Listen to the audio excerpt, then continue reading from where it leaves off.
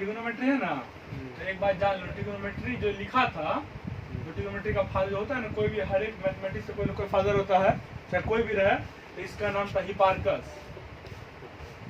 मतलब जो जो तुम पढ़ोगे 10th में, तो उसमें ज़्यादातर तुमको पढ़ने के लिए मिलेगा यूक्लिड वाला, ठीक। लेकिन यहाँ पे जो है, जो नया चैप्टर ट्रिग्नोमेट्री, इसको लिखने वाला का नाम है हिपार्कस। हिपार्कस नामक जो साइंटिस्ट है, साइंटिस्ट मत बोलो, इसको बोलते हैं मैथमेटिशियन। जो हिपार्कस नामक मैथमेटिशियन है, वो लिखा था ट्रिग्नोमेट्री, ठीक। मतलब ट्रिग्नोमेट्री हिपार्कस ही खोजा था। इसके बाद ट्रिग्नोमेट्री तुमको बताए भी थे हम, नहीं बताया तो फिर चल। जो ट्रिग्नोमेट्री है, इट्रा, इट्रा मतलब होता है 3, ठीक। और गोनो मतलब होता है भुजा, और मीट्री मतलब होता है माप। यानी कि जो 3 भुजा का जो माप है, उसके बारे में पढ़ते हैं ट्रिग्नोमेट्री में। तो नाम तो स्पष्ट है, ट्रिगोनोमेट्री, यानी कि 3 भुजा का जो माप हो, जो मेट्री में होता है मेजरमेंट को, उसका नापना, जो 3 भुजा का माप हो, उसमें जो पढ़ेंगे हम लोग, तो उसको बोलते हैं ट्रिग्नोमेट्री।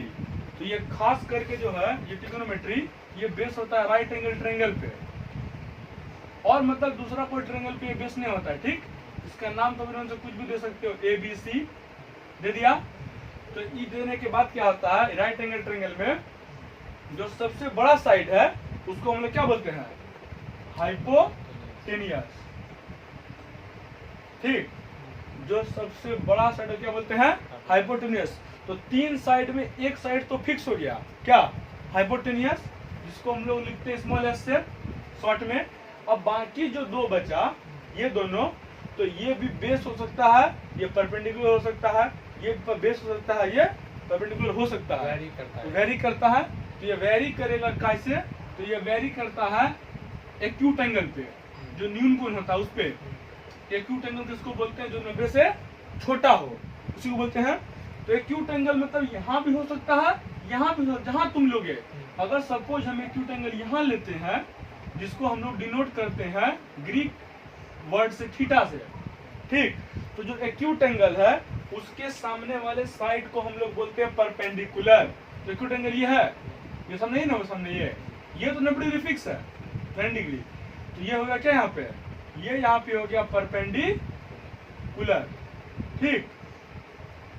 और जब हाइपोटेनियस मिल गया, परपेंडिकुलर मिल गया, बचा कौन, बेस। तो ये यहाँ पे हो गया बेस, ठीक। और दूसरा अगर दिखाएंगे ट्रायंगल हम फिर से एगो, तो उसमें क्या करना होगा, ये राइट एंगल ट्रायंगल है, फिर से ये राइट एंगल ट्रायंगल जब है, तो ये 90 डिग्री फिक्स है, इसको हम लोग हाइपोटेनियस ही बोलेंगे, नाम हो जाते हैं ABC। अब हम क्या किए, एक्यूट एंगल जो थीटा है, यहाँ ले लिए।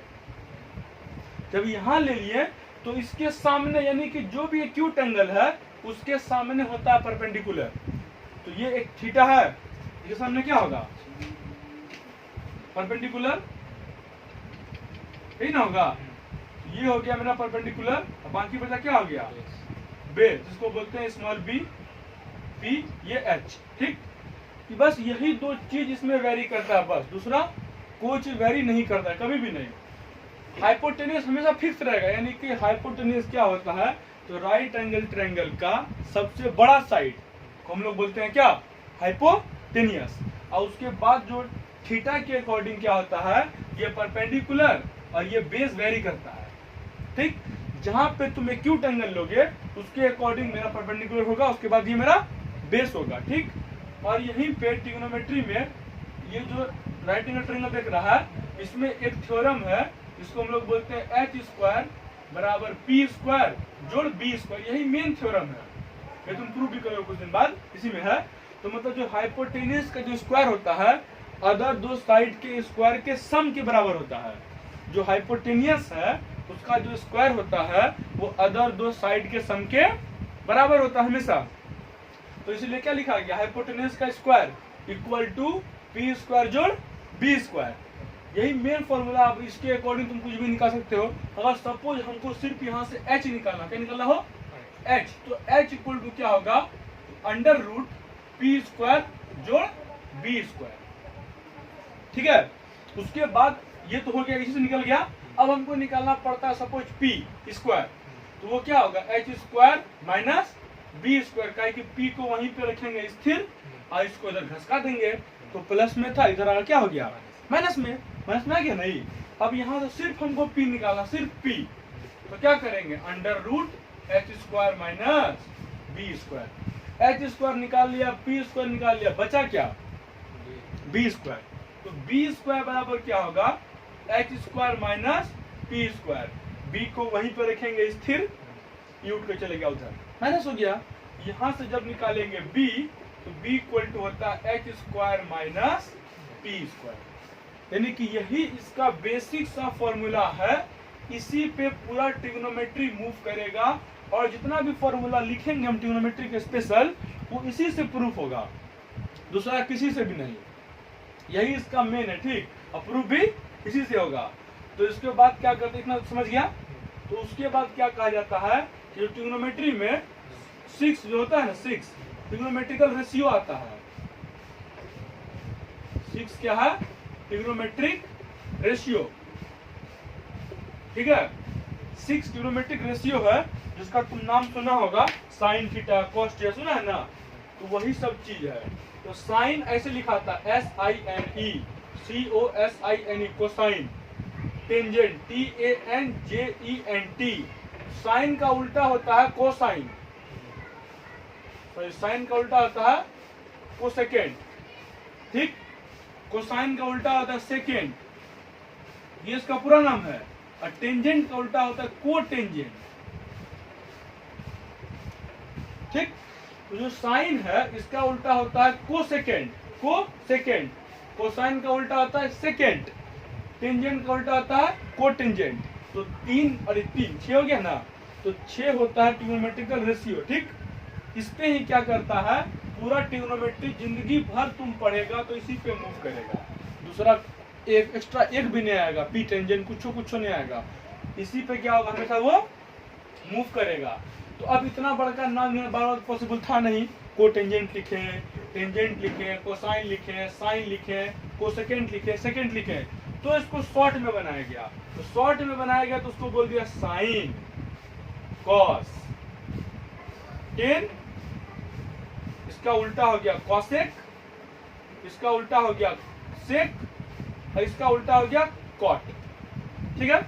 इसका उल्टा उल्टा है ना, शुरू का 3 लेटर 4 लेटर लिया गया, ठीक है, और कोई बात नहीं, दूसरा है शुरू का लिया गया है 3 लेटर 4 लेटर लिया गया है, ठीक।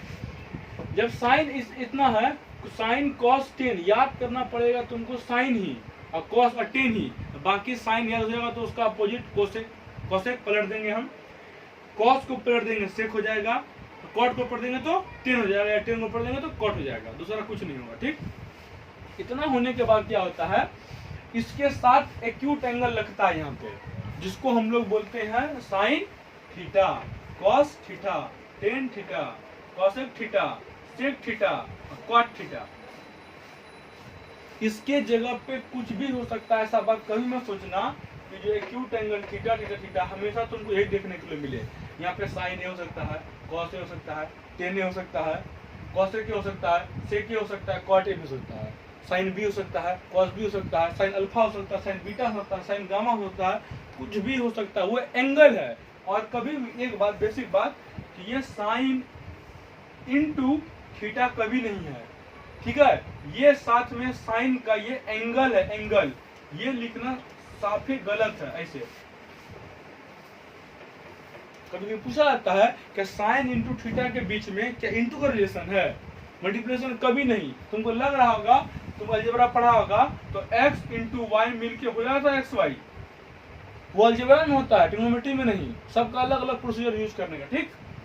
तो यहाँ पे क्या बताना चाह रहे थे कि साइन जो है वो थीटा के साथ एंगल का रिलेशन में है, एंगल का, एक्यूट एंगल, एंगल भी कौन, एक्यूट एंगल, कहे कि ये राइट एंगल ट्रायंगल है, जब ये 90 डिग्री हो जा रहा है, ये 90 डिग्री हो जा रहा है, तो तुमको पता है कि ट्रायंगल का तीनों एंगल का साइड का सम कितना होता है, 180 डिग्री होता है।